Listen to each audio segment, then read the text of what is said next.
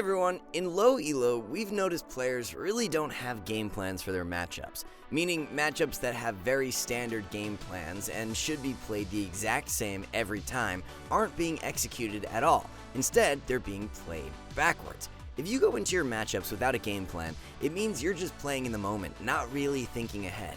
Today, we're going to show you what we mean by this using two different games from McBaze playing on a Platinum Smurf. He wins lane by abusing the simple fact that they were not thinking ahead or simply didn't have a game plan for the matchup.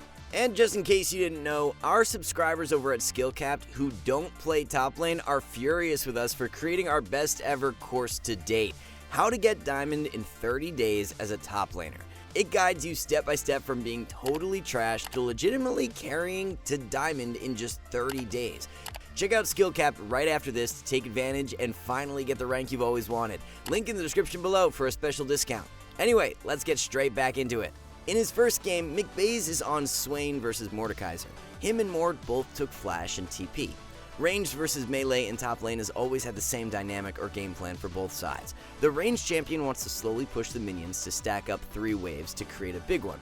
This gives them a level lead and minion advantage. While they slow push, they want to harass the enemy laner when they go for last hits. Then they crash the big wave and harass some more.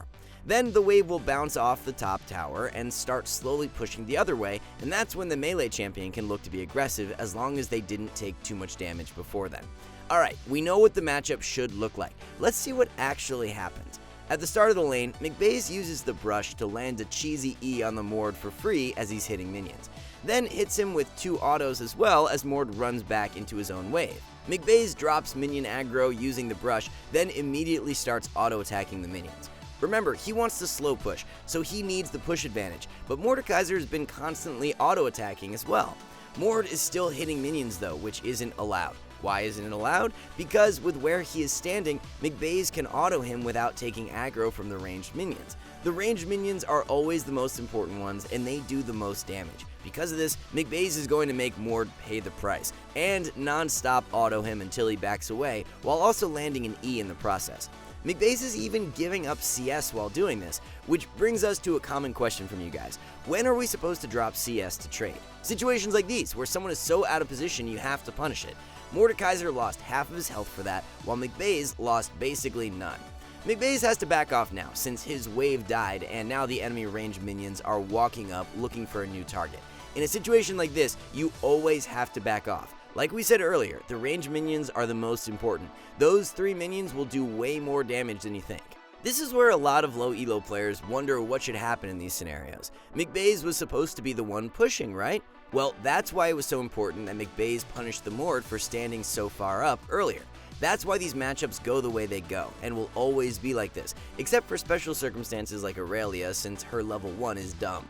But anyways, they go this way because if the melee tries to push, they will take too much damage and you will see why it doesn't work. As the next wave gets here, McBaze is focusing on auto-attacking minions while Mord is waiting for his wave.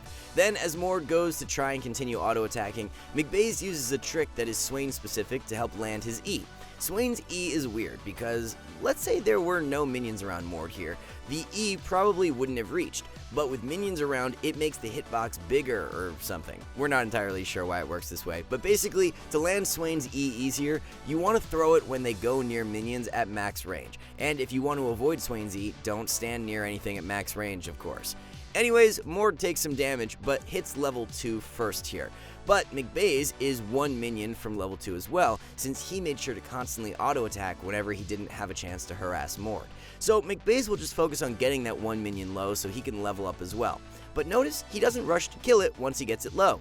That's because he's waiting for Mord to walk up further and put himself more out of position. As soon as he does that, McBaze kills the minion, hits level 2, and looks for an all-in. He starts with Q since Mord is already close enough to land one, then just starts auto-attacking. He kites away a little to land E, then Mord sadly lives with 4 HP from the auto, so McBaze flashes to finish him for the kill. Now, if we pause right here after he got the kill, we have something important to talk about. Look at the wave. See how both waves are even, 3 and 3, then a fresh wave coming from both sides.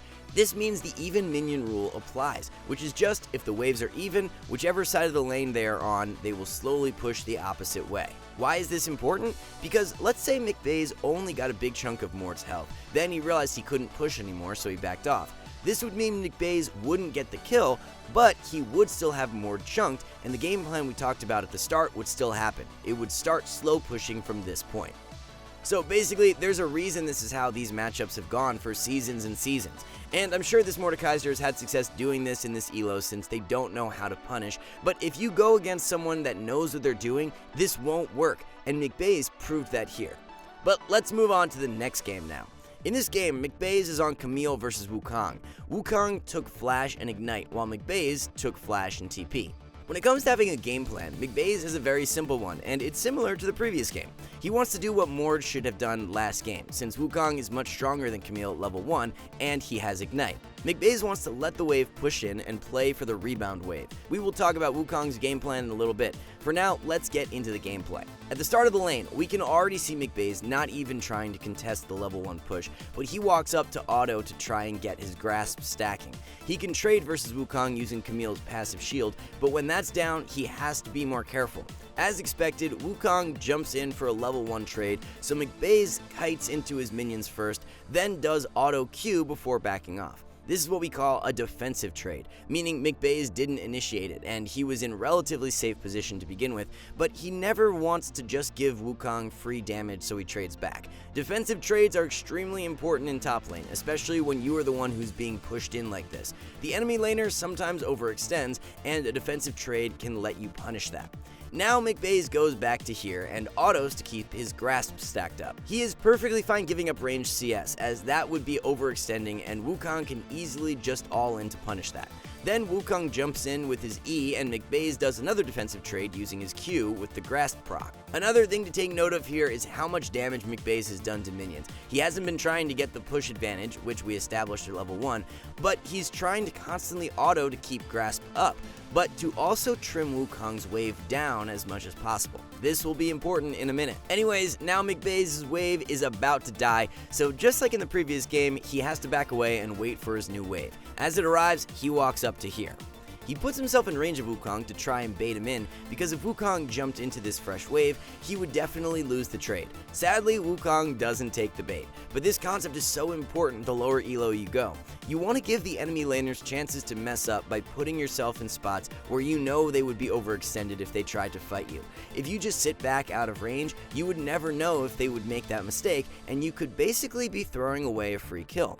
Alright, after trying to bait, McBaze knows Wukong is 1 minion from level 2, so he has to back off out of range. Notice McBaze doesn't walk up at all from this point. We see this way too often in low elo, where you get baited by the enemy laner being a bit further away. If McBaze walked up for that melee minion, Wu could easily punish. Just give the CS, it's not worth losing the lane for 1 minion. McBaze will hit level 2 here, then as Wukong goes to get this CS, McBaze hits him with W and Q since Wukong jumped in. This was actually a really greedy play from McBaze, and could have been punished by a player that saw it coming. Wukong could have easily had an idea it was coming, and as soon as he saw McBaze start W, he just had to dash in to deny McBaze the heal, and he would easily win the trade from that. Alright, this is when Wukong is going to get a pretty big wave stacked up for himself, so McBaze has to be extra careful when trading. It should basically only be defensive trades or W poke when in safe spots. Notice McBaze is giving up plenty of CS during this time. This is just how top lane goes sometimes. When the wave is slow pushing in, you have to respect them. Even if you just get chunked, it could lead to a dive if the enemy jungler comes, but that's more of a high elo thing. This is where we can talk about Wukong's game plan now. So, since he has Ignite, he has to really be thinking ahead. He has to plan his recalls properly, or he can lose just from that. He should be looking to try and punish any mistakes I make while he pushes, and with Ignite, it makes that easier. If I don't give him anything to punish, he can crash the big wave and recall to buy a longsword, and he will come back to the wave pushing to him. This is basically a cheater recall. That's why the damage McBaze has been doing to the wave is important. We can see from this point after Wukong crashes the wave isn't that big. This means he actually can't take a cheater recall. He needed to bully McBaze off the wave more and prevented him from doing so much more damage to the minions. He doesn't have that stacked up wave that he's supposed to have, which gives him a ton of time to recall and come back. This wave will die relatively fast to the tower, but let's see what happens. As Wukong walks up to try and clear the next wave so he can reset, McBaze knows from the previous trade that Wu's W is down, so McBaze jumps in with E and Q for a free trade.